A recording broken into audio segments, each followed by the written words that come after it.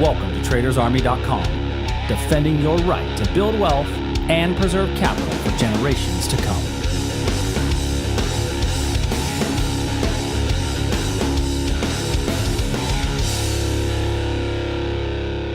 Yeah, Wednesday. Good morning, everybody. Welcome to the Wednesday morning edition of the Daily Market Commentary.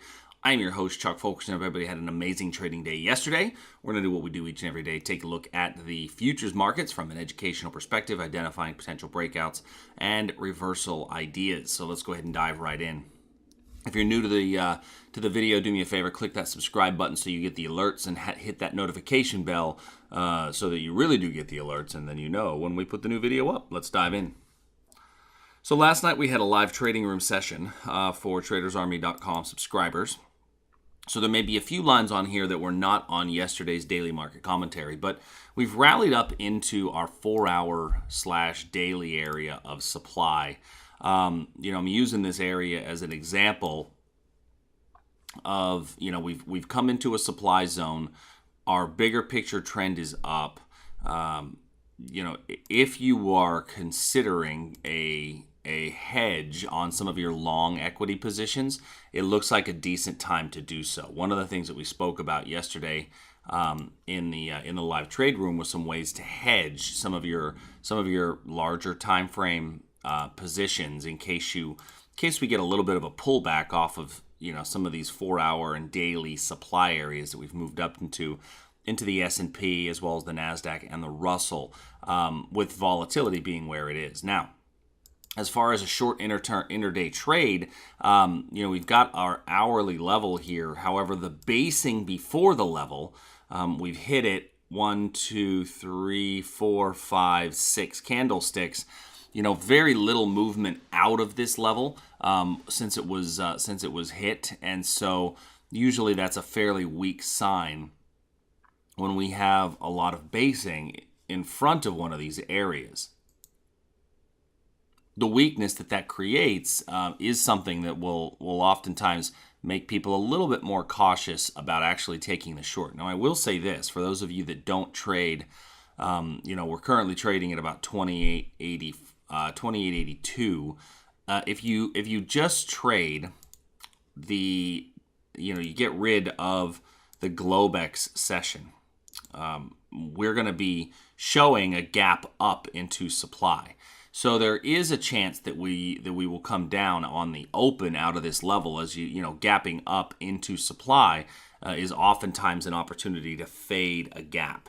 So I'm not a huge fan of fading gaps, because there are some days that it's better to play the gap and go. The price is going to continue to run. But here's an opportunity if you do play the gap fade when we turn this back on.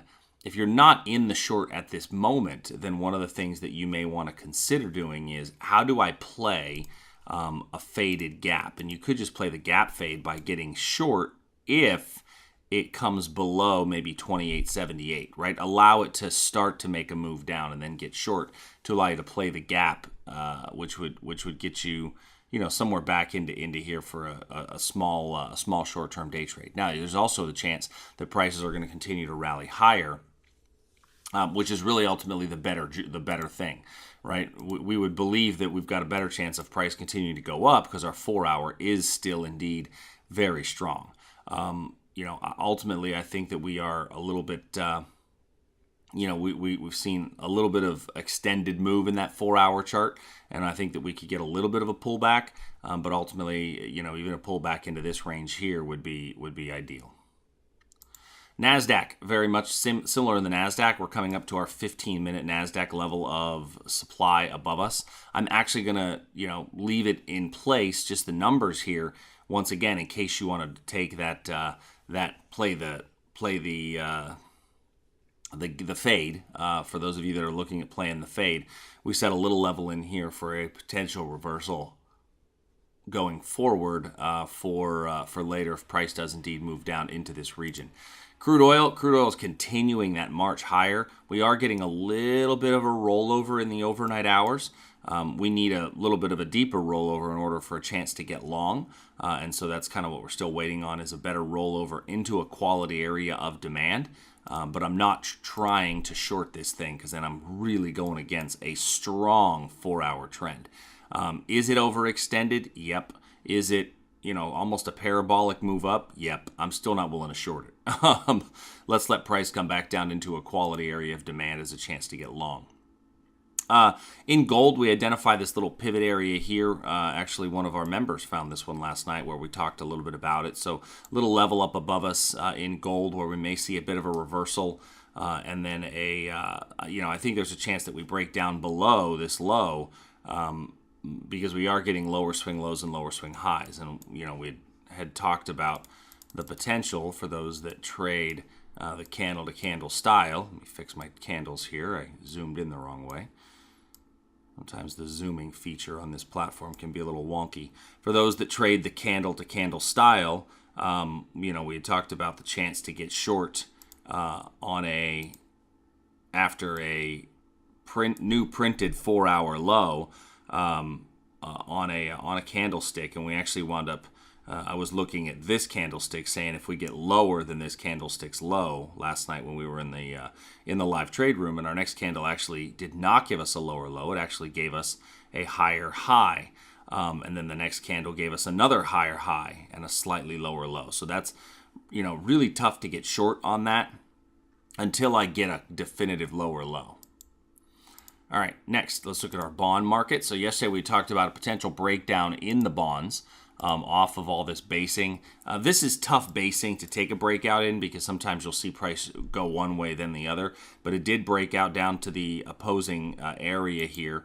My problem with getting short to getting long on this area is the basing in front of the level. Now we have come into our confirmation long area, but if you look, the basing before the level, nothing kills a level like basing before the level. That is really the kiss of death of a quality trade, is basing in front of a level, and that's what we're seeing. Because if you think about basing before a level, it reduces the profit margin, because we always look for our first opposing fair price value area in front of a reversal trade, and if that opposing fair price value area is too close, then what it does is it minimizes my profit potential in this position. And so we may still get a little move out of here, but I think it'll be a very small one at this point. In the Aussie, we had an Aussie trade. Now, I took the lines off, but for those of you that took our Aussie long, this was the level that we had in there yesterday, was this position here. So that level made a really strong move out of our zone. So if you're able to catch that Aussie dollar on the long side, congrats, it's going pretty well. I would take your stop and move it up underneath 71.07. If you didn't catch the long, take a look at possible, at maybe one of these areas here as a re-engagement point. I think that we may get a re-engagement point. Actually, if you look at it on even a smaller time period, going to like a 15-minute chart. Right around here, right around the Aussie market open, you may get another bite at the apple there at the Aussie market open. In the euro, we had our breakdown. Prices are rallying back up to a euro potential supply level. We've just given it a touch. Unfortunately, you got a really close fair price value area here. So we'll see if that one makes our move away. We had a little bit of a touch and go away from there, but we added this one in as a potential reversal. So let's see about that level later today. And then our Canadian dollar level, prices are moving very nicely off of our Canadian dollar level. We added this for a potential breakout to the downside last night if price gives me a basing in front of that area. But we've seen a lot of overnight strength in those currencies. Last but certainly not least, Great British Pound, Japanese Yen. In the pound, we've come into our hourly reversal area. This is a great picture of price trading right to the opposing fair price value area. So we came into our hourly reversal and immediately came into our opposing fair price value area. Price hit it, boom, shot back down, went right back up. Okay, so if you did take this short, I think now it's time to take your stop and move it to break even. And if not, you probably should have taken some money off the table right at this area here. Although, occurring depending on your time zone, that may have been a challenge, right? So some of you that are listening in the U.S. would have a hard time doing that because you're just not awake at 2 o'clock in the morning, 3 o'clock in the morning to see that structure form, and that's okay. Don't ever feel bad about missing an opportunity because you're sleeping. You still do need to sleep. In the Japanese yen, we had a nice little entry on our gap fill short. So that one hit entry and started to move away very nicely. So getting a really nice move off of our gap fill short on the Japanese yen. So let me know in the comment section if you were able to nab that one. Came down and hit that first target objective. I think that is our copper position. So looking at copper, we do have a little reversal in our copper trade. Now I will say this: price has traded all the way to the tippy top of the level. And once again, my fair price value area is right about here. So fairly close profit objective in that one as well.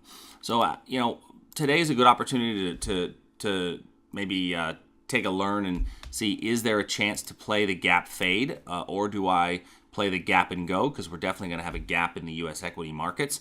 And so keep an eye on that one. Leave me a comment down below. How do you play equity market gaps? I'd love to hear that from you.